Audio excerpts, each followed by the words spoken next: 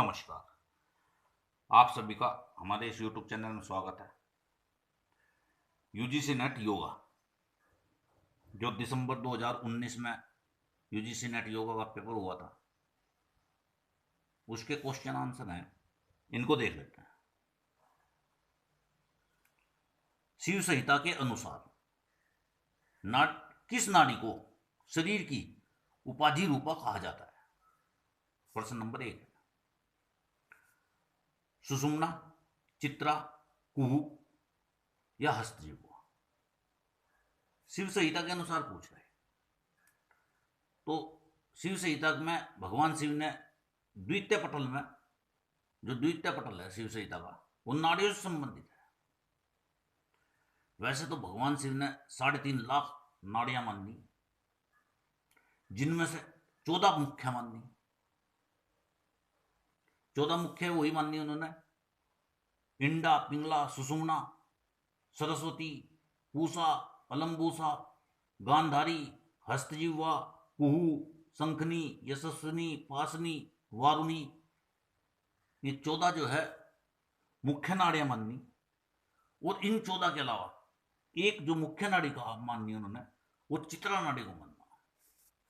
तो जो चित्रा है, चित्रा नाड़ी, उसको शिव संहिता के अनुसार क्या शरीर की उपाधि रूपा कहा जाता है। वैसे तो 3.5 लाख नाड़ियां माननी भगवान शिव ने, और उनमें से भी 14 जो मुख्य माननी। इन 14 के अलावा एक अलग सा नाड़ी माननी उन्होंने, और उसका नाम है चित्रा। इसको ही शरीर की उपाधि रूपा कहा जाता है। प्रश्न नंबर 2, घेरंड संहिता के अनुसार सप्त साधन प्रक्रिया में कौन सम्मिलित नहीं है? कौन सम्मिलित नहीं है? तो घेरंड संहिता के अनुसार सप्त साधन प्रक्रिया में कौन सम्मिलित नहीं है? मुद्रा, षटकर्म, प्रत्याहार, नियम। तो घेरंड संहिता को सप्तांग योग भी कहते हैं। सप्तांग योग,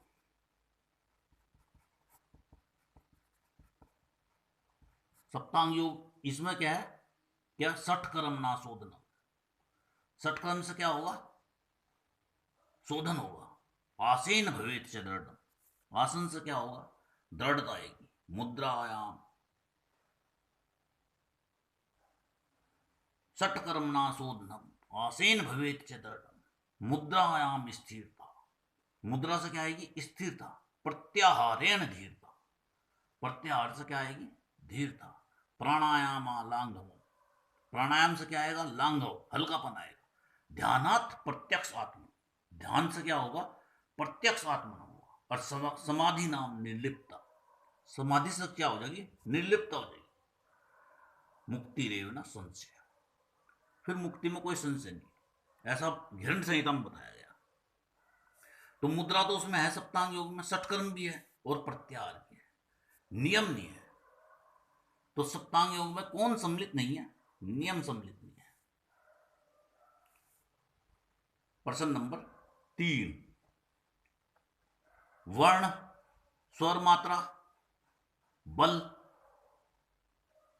साम और संधि, ये सब शिक्षा की सार वस्तुएं हैं। क्या? वर्ण, स्वर मात्रा, बल, साम और संधि, ये सब शिक्षा की सार वस्तुएं हैं। यह कथन किस उपनिषद का है? मांडुक्य, ऐत्रेय, तैत्तिरीय या वृहदारण्यक? तो जो तैत्तिरीय उपनिषद है, इसमें कितनी? 3 वल्लियां हैं। वैसे तैत्तिरीय उपनिषद का जो मुख्य विषय है वो क्या है? पंचकोशों की अवधारणा बताई गई तैत्तिरीय उपनिषद में। इसमें 3 वल्लियां भी हैं। पहली है कौन सी? सबसे पहली है इसमें शिक्षावल्ली, शिक्षावल्ली, फिर ब्रह्मवल्ली और फिर भृगुवल्ली। तो जो क्या है? ये शिक्षा की सार वस्तुएं हैं। तो शिक्षा से संबंधित इसमें जो शिक्षावल्ली है, उसमें ही जो है सब तरीके से, एक तरीके से मंत्रों का वर्णन है, उसमें स्वर, मात्रा, इनकी व्याख्या करी गई। शिक्षा से संबंधित जो वो है वो किस में है? तैत्तिरीय उपनिषद, शिक्षावल्ली में। इसका सही आंसर हो गया तैत्तिरीय उपनिषद। प्रश्न नंबर 4, हठ प्रदीपिका के अनुसार नादानुसंधान की निष्पत्ति अवस्था में किस प्रकार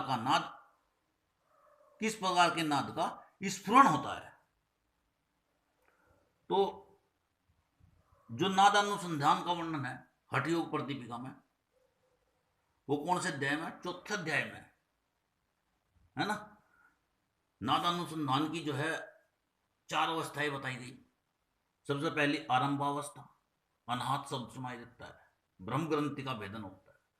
दूसरी घटावस्था, सूचक भेरी वाद्य यंत्र का सुनाई देता है, और क्या? विष्णु ग्रंथि का भेदन होता है। तीसरी है पहली आरंभ अवस्था, दूसरी घटावस्था, तीसरी परिचय अवस्था। भूमध्य आकाश में क्या होगा? ढोल की ध्वनि सुनाई देगी परिचय अवस्था में। और चौथी है निष्पत्ति अवस्था।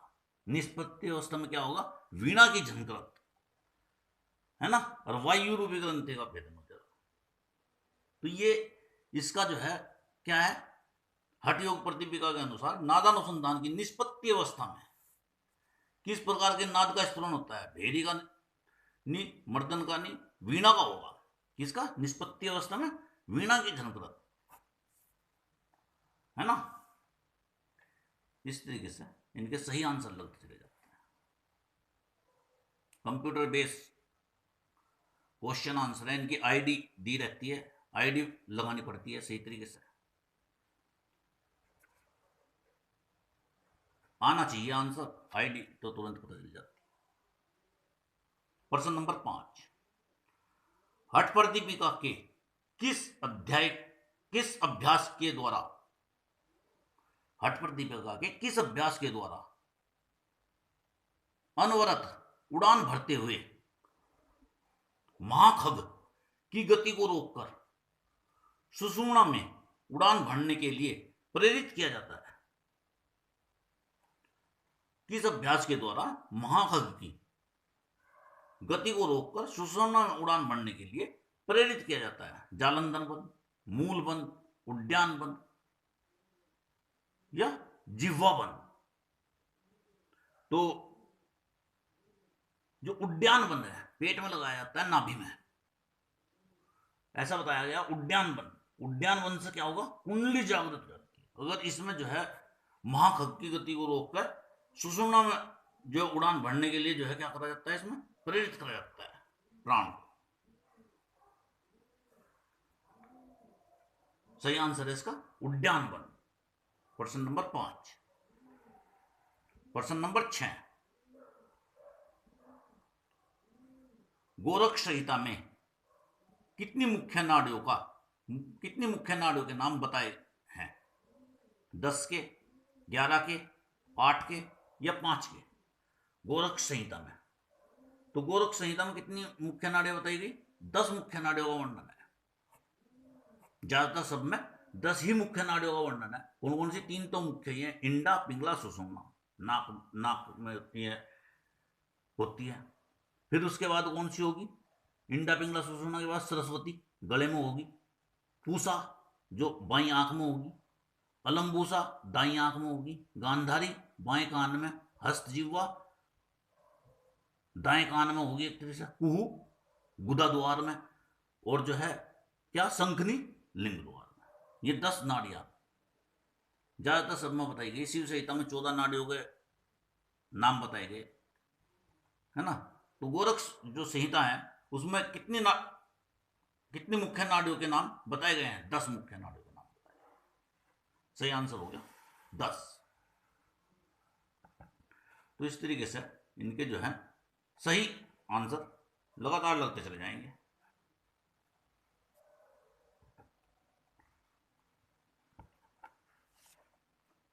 प्रश्न नंबर 7, निम्नलिखित में से कौन विशुद्धि चक्र से संबंधित नहीं है? तो विशुद्धि चक्र कहां होता है? विशुद्धि चक्र गले में होता है। कितने चक्र हैं? सबसे पहले मूलाधार चक्र, रीढ़ की हड्डी के सबसे नीचे, उसके बाद मूलाधार के बाद स्वादिष्ठान चक्र, नाभि से नीचे, 4 उंगली नीचे, फिर नाभि में कौन सा हो गया? मणिपुर चक्र हो गया, फिर हृदय प्रदेश में अनाहत चक्र हो गया, फिर गले में हो गया विशुद्धि चक्र, और फिर उसके आगे दोनों भौं के बीच में हो गया आज्ञा चक्र, और फिर जो सबसे ऊपर कपाल में हो गया सहस्त्रार चक्र। इस तरीके से चक्र है। तो विशुद्धि चक्र से कौन संबंधित नहीं? 12 दल हृदय प्रदेश। तो हृदय प्रदेश में तो होता नहीं विशुद्धि चक्र। विशुद्धि चक्र तो कहाँ होता है? कंठ प्रदेश में होता है ना?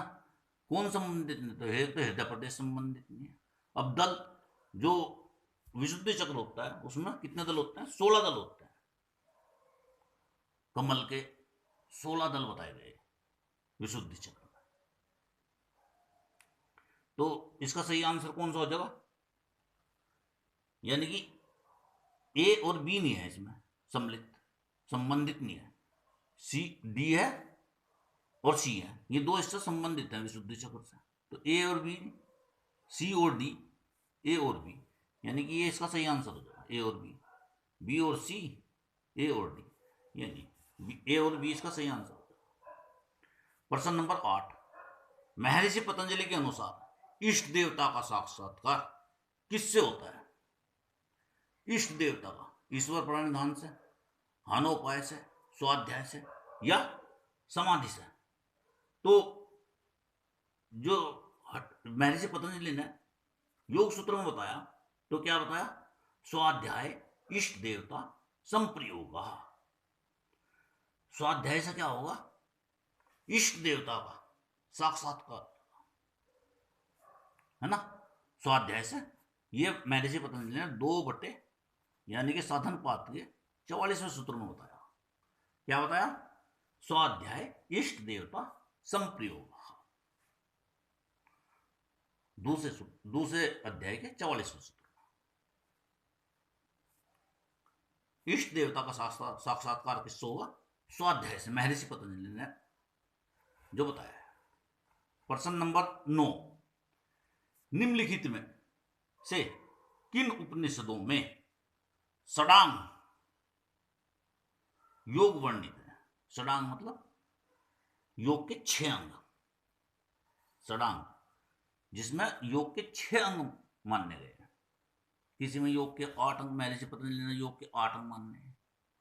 यम, नियम, आसन, प्राणायाम, प्रत्याहार, धारणा, ध्यान, समाधि, है ना? योग के 7 अंग महर्षि हिरण्य मानने, है ना? इसी तरीके से किस उपनिषद में योग के 6 अंगों को माना गया? योग चूड़ामणि उपनिषद, नाद बिंदु उपनिषद, ध्यान बिंदु उपनिषद या श्वेताश्वर उपनिषद। सही विकल्प चुनिए, इनमें से विकल्प चुनना, कोई 2 होंगे इनमें से। तो कौन कौन से हैं? ए यानी कि योग चूड़ामणि उपनिषद, एक तो योग चूड़ामणि उपनिषद में है। कौन कौन से योग बता रखे इसमें? योग के 6 अंग मानने, आसन, प्राणायाम, प्रत्याहार, धारणा, ध्यान और समाधि।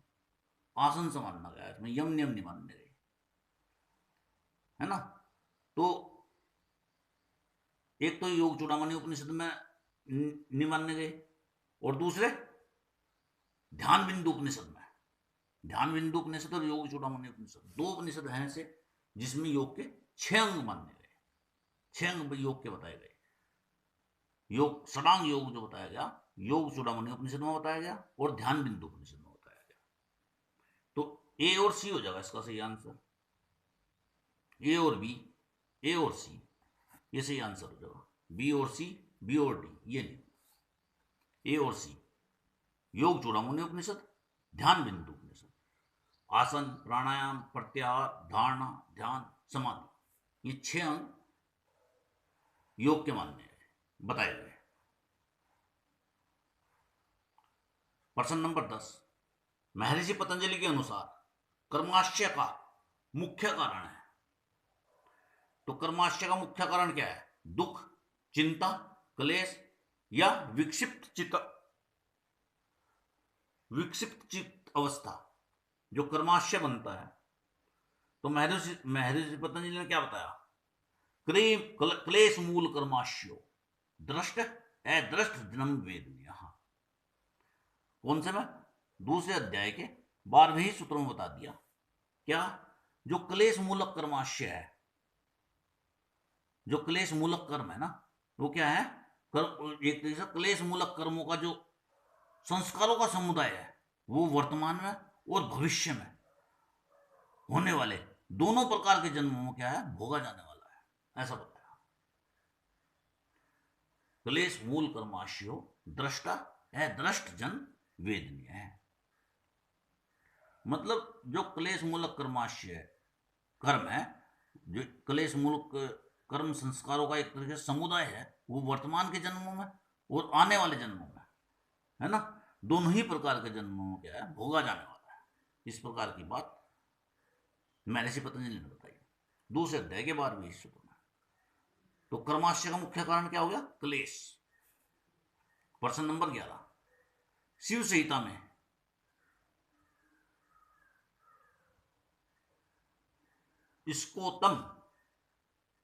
स्कोतेन कंधा प्रक्रिया से भोजन का विधान किस अध्याय में वर्णित है? प्रथम अध्याय में, द्वितीय अध्याय में, तृतीय अध्याय में, चतुर्थ अध्याय में?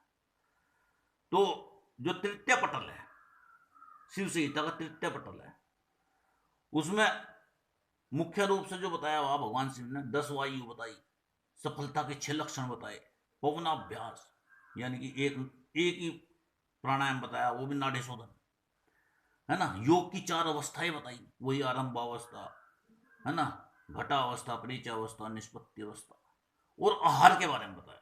कौन से अध्याय में? तृतीय अध्याय। तृतीय अध्याय में यही 4-5 चीजों का उन्होंने वर्णन कर रखा।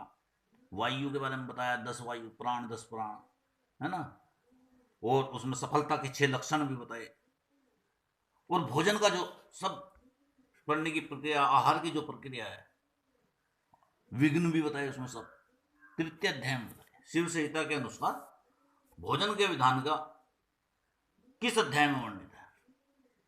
तो तृतीय अध्याय में। प्रश्न नंबर 12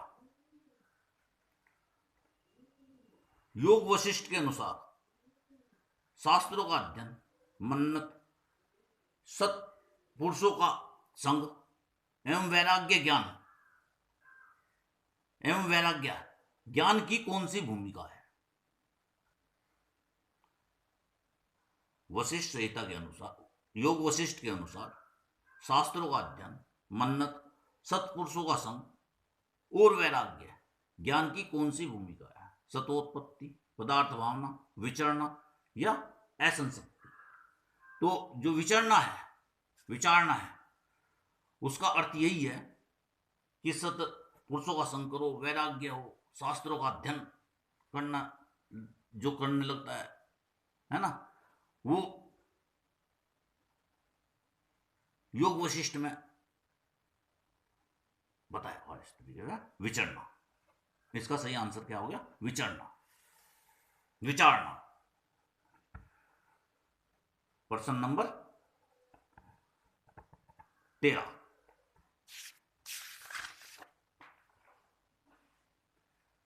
घेरण संहिता के अनुसार निम्नलिखित में से कौन से भोज्य पदार्थ किसी योगाभ्यासी के लिए अपथ्य है? मुदक, चणक, कुलथ या मसूर? तो अपथ्य पूछ रहा, तो कुलथ एक तो अपथ्य है ना, और एक मसूर अपथ्य है। जो घेरण संहिता में बताया, कुलथ भी अपथ्य बता रखी है, मसूर भी अपथ्य है। अपथ्य यही होगा अभ्यासी के लिए, तो एकदम, है ना। घेरण संहिता के अनुसार निम्नलिखित में से कौन से भोज्य पदार्थ किसी योगाभ्यासी के लिए अपथ्य है? कौन कौन सा है? कुलथ और मसूर। सही विकल्प चुनिए, ए और बी। सी और डी है इसका सही आंसर। तो सी और डी दूसरे में ही है, ए और डी, बी और सी, ये नहीं। प्रश्न नंबर 14 पतंजलि योग सूत्र के प्रथम सूत्र में योग शब्द का अर्थ व्यास भाष्य के अनुसार क्या है? जीवात्मा परमात्मा योग, योग कर्म सुकौशलम, समाधि या मोक्ष। तो जो व्यास भाष्य में योग शब्द का अर्थ बताया वो बताया समाधि। योग शब्द का जो अर्थ है व्यास भाष्य में उसका अर्थ है सीधा समाधि। प्रश्न नंबर 15 शरीर शोषक के लिए वर्गीकृत भोजन के अंतर्गत निम्नलिखित में से कौन से खाद्य पदार्थ आते हैं? वसा, दलहन, मांस, तेल। सही विकल्प चुनिए। तो ये भी क्वेश्चन पूछा हुआ 2019 का जो दिसंबर का प्रश्न हुआ था, सब उसी के क्वेश्चन आंसर हैं। तो इसका जो है कौन कौन से बता रखे इसमें? दलहन और इसका जो सही आंसर था यही बताया इन्होंने, दलहन और मांस। बी और सी सही विकल्प चुनिए। ए और डी, बी और सी, ये इसका सही आंसर। ए और बी नहीं है, बी और डी। प्रश्न नंबर 16 हठ प्रदीपिका के अनुसार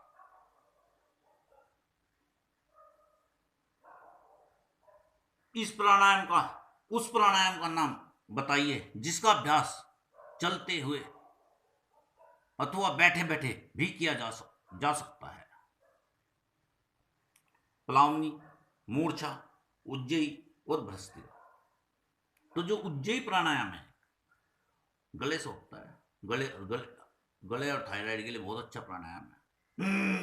इस तरीके से कराया जाता है, गले को सिकोड़ करके अंदर श्वास भरना होता है, उज्जयी प्राणायाम।